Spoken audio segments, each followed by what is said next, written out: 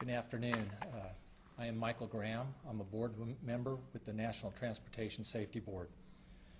The NTSB arrived on scene this morning to investigate the mid-air collision between the Boeing 17G and the Bell P-63F during the Wings over Dallas Air Show.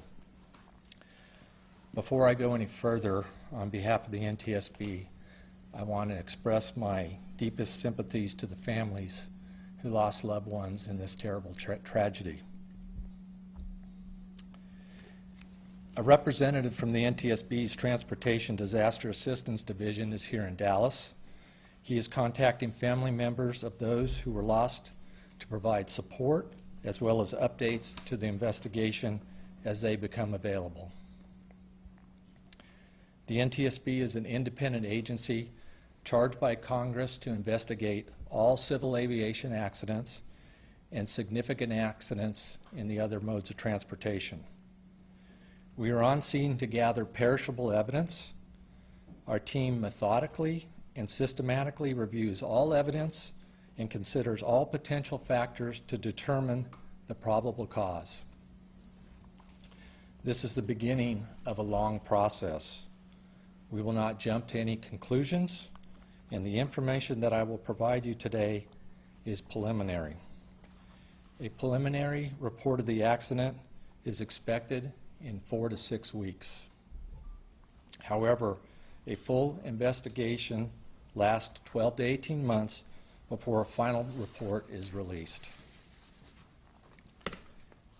Yesterday at about 13:22 Central Standard Time, a Boeing B-17G November 7227 Charlie and a Bell P-63F November 6763 collided in midair at the Dallas Executive Airport during the Wings over Dallas Air Show.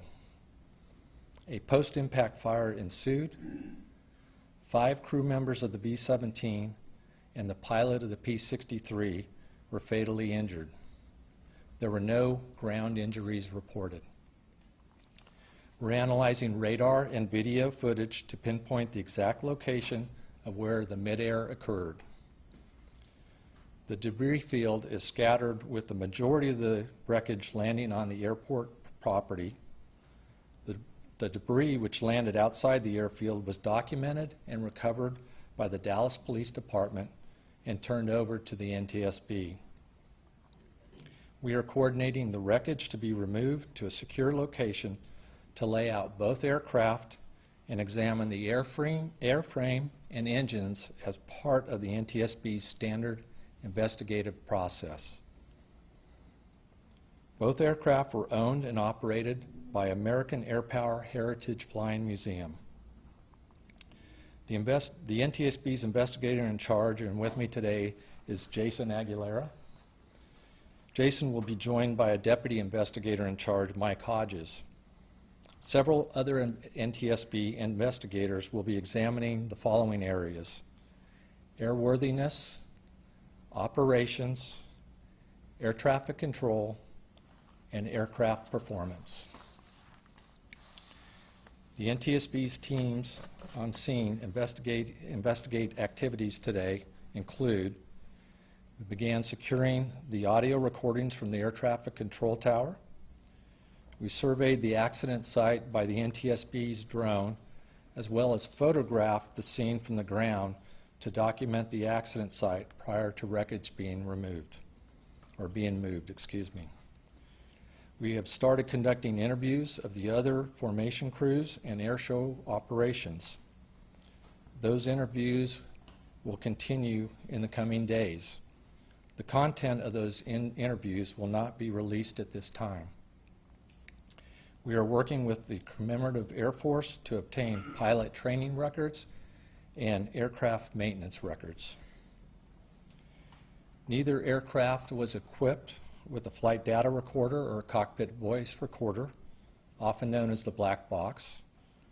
They were also not required to be equipped with either a FDR or CVR. At this time, parties to the investigation include the Commemorative Air Force and the FAA.